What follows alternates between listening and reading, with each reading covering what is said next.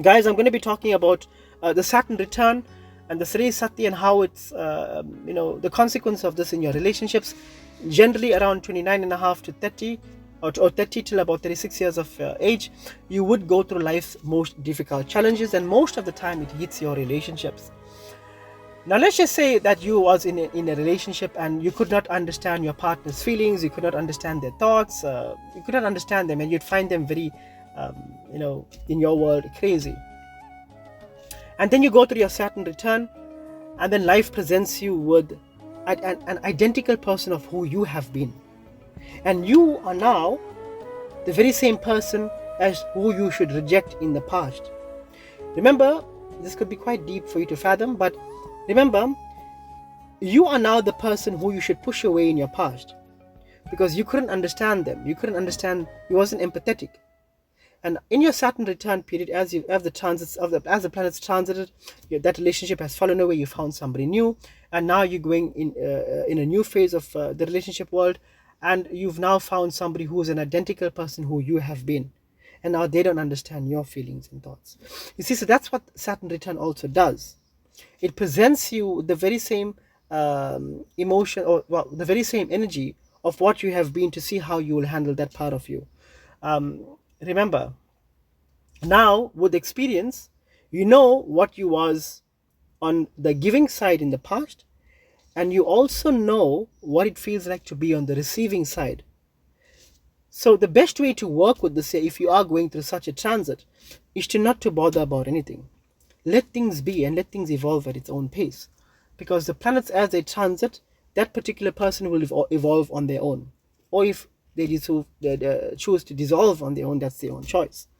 But fundamentally, what I'm saying is, life will always give you that mirror effect in your relationships of somebody who you have been with, and you'll get a replica of that person who you have been with, or who you was in the past. And it's your duty to decipher, okay, this is who I have been in, this is who I have been, or this is the personality that I've had in my past, this is how I used to come across, this is how that person used to feel, your previous partner. What do you do in this case, right? So it's very important to remember that, to put yourself in both roles, and then from there understand that the planet transits, they are only bringing in that which hasn't been resolved as yet. So ideally, what you want to do is not, it's never about other people, it's always about yourself. It's always about taking cognizance of where you are from a place of consciousness, and what happiness you have within. Because if you are not feeling complete or happy within, you will always find development areas elsewhere. When you realize that you as spirit soul, how complete you are, you will not be searching for any kind of validation externally from who you are. Therefore, it's also very important during this time here for you to be practicing mindfulness, meditation, and building a relationship with your higher power. Remember, your higher power is within you. Ideally, what you're doing is building a relationship with your higher self. This is a good time for you to be doing all of that. Remember, it's never about anybody else, it's always about you.